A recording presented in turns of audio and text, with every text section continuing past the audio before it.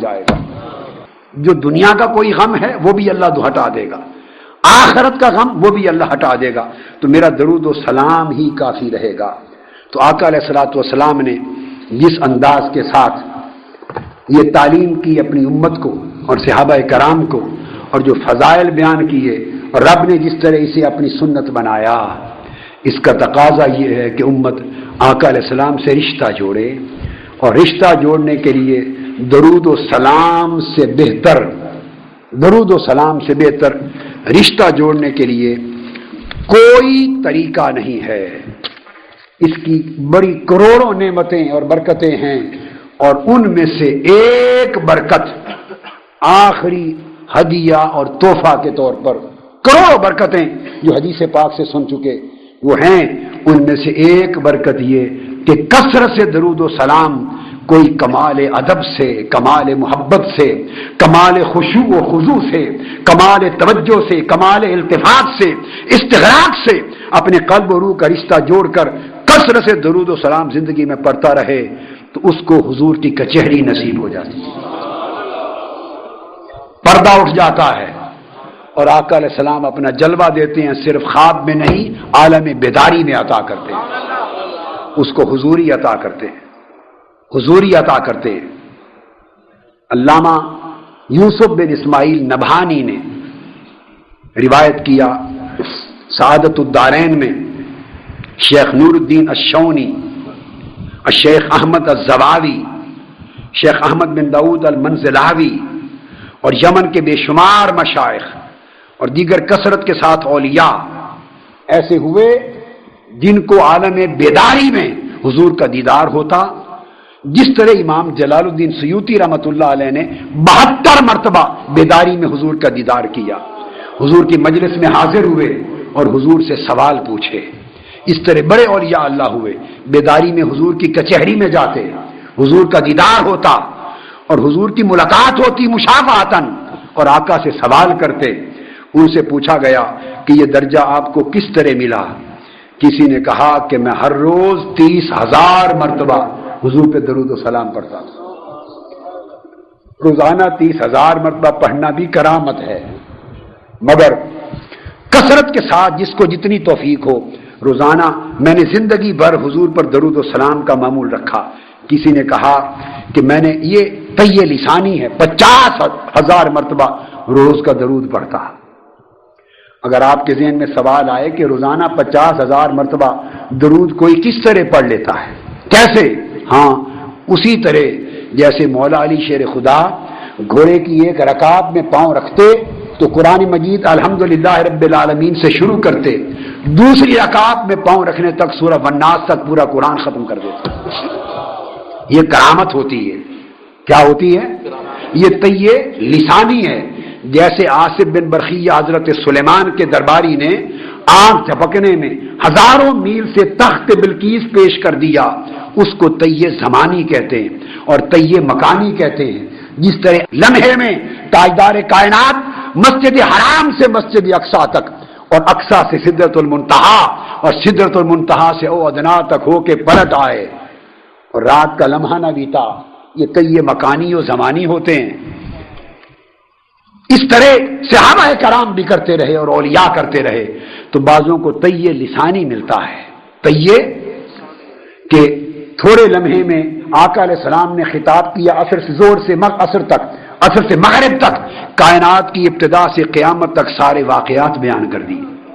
صحیح بخاری اور مسلم کی متفق علیہ حدیث ہے. یہ طیّ زمانی, طیّ مکانی, طیّ لسانی یہ اللہ پاک کی عطائیں ہیں جس کو عطا کرے. تو خیر یہ ان کے احوال, مگر کثرت سے درود و سلام پڑھتے پڑھتے ایسے اولیاء اللہ ہوئے جو حضور کی کچہری میں پہنچ گئے. اور حضرت ابو العباس المرسی جو خلیفہ اعظم ہیں امام ابو الحسن شاذلی رحمۃ اللہ علیہ کے, جن کا مزار اسکندریہ مصر میں ہے, وہ فرماتے ہیں خدا کی قسم لو احتجب عنی رسول اللہ صلی اللہ علیہ وآلہ وسلم ساعتاً ما اجدت نفسی من جملۃ المؤمنین, کہ مجھے آقا کی بارگاہ میں اسی طفیل وہ قربت اور وہ مشاہدہ نصیب ہو گیا ہے, اگر ایک لمحہ چہرہ مصطفیٰ میری آنکھوں سے اوجھل ہو جائے تو خود کو مسلمان نہیں سمجھتا. इतनी कुर्बत, इतनी हुजूरी, इतना मुशाहदा और इतना मुशाफहा नसीब हो जाता है। तो दरूद और सलाम आका अलैहिस्सलाम से बंदे को इतना जोड़ देता है कि चूंकि इसका माना ही जोड़ना है, इसका माना ही जोड़ना है। जैसे अल्लाह के दरूद ने हुजूर को अल्लाह से जोड़ दिया, आखिरी कलेमा जो लेकर जाएंगे, अल्लाह ने जो दरूद पढ़ा हुजूर पर, उसमें अल्लाह ने हुजूर को खुद से जोड़ दिया, हुजूर खुदा से जुड़ गए उस सलात से। और अगर उम्मती हुजूर पे दरूद पढ़ेगा तो अल्लाह उम्मती को मुस्तफा से जोड़ देगा, मुस्तफा की बारगाह से जोड़ देगा, फासले मिटा देगा और हुजूर की बारगाह अक़दस में उम्मती को रसाई नसीब हो जाएगी। इसका मामूल कर लें। और जिसका ताल्लुक मिनहाजुल कुरान से है उस पर वाजिब है कि उम्र में कसरत के साथ हर रोज हुजूर पे दरूद व सलाम को वजीफा बना ले, और कोई रात उसकी ऐसी ना आए जब आका की बारगाह में जब दफ्तर खुले तो उसका नाम बारगाह मुस्तफा में पेश न हो। ये मेरी दरखास्त है।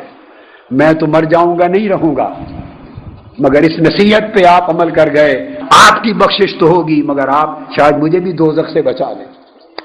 मेरे पल्ले अल्लाह की इज्जत की कसम और कुछ नहीं है सिवाय आका की इस नौकरी के। उम्र भर यही दर्स दिया है हुजूर का सग बनकर, यही नौकरी की है हुजूर का सग बनकर, और इस उम्मत को सारे रास्ते भुलाने की कोशिश की है। गुंबद खजरा का रास्ता बताया है, सारी निस्बतें तोड़कर एक निस्बत मुस्तफा की तरफ बुलाया है, सब रिश्ते बुलाकर एक रिश्ते मुस्तफा याद दिलाया है। और इस रिश्ते को याद करने का बेहतर वजीफा दरूद और सलाम से ज्यादा और कोई नहीं। इसको वजीफा बना लें, ये वजीफा दुनिया में भी काम आएगा, कब्र में भी काम आएगा और आखिरत में भी काम आएगा। और आका अलैहिस्सलाम की पूरी उम्मत जिन मसाइब और आलाम में मुब्तला है, अल्लाह ताला वो मुश्किल वक्त भी टाल देगा। मिनहाजुल कुरान लंदन रोमफोर्ड को बारे दिगर मुबारकबाद देता हूं कि उन्होंने जबरन टाइम लेके मुझे खींच लिया और मैंने भी फिर सारी रात आपको पकड़ के बैठाए रखा। मैंने कहा हुजूर के दरूद की बात है, और चूंकि दरूद के निजाम में तो वक्त है कोई नहीं, जुमला इस्मिया है ना माजी है, ना हाल है, ना मुस्तकबिल है, तो दरूद का तो माना है हमेशा। तो फिर आज जब हुजूर के दरूद का जिक्र है तो मैं आपको वक्त पर क्यों छोड़ूं? जब तज़किरा अपने शबाब पे पहुंचेगा तब जाइए घर और फिर दरूद पढ़ते जाइए।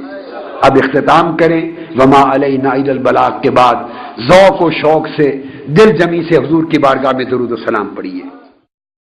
अल्लाहुम्मा सल्लि अला सय्यिदिना व मौलाना मुहम्मदिन। अल्लाहुम्मा सल्लि अला सय्यिदिना व मौलाना मुहम्मदिन व अला आलिहि व सहबिहि व बारिक व सल्लिम।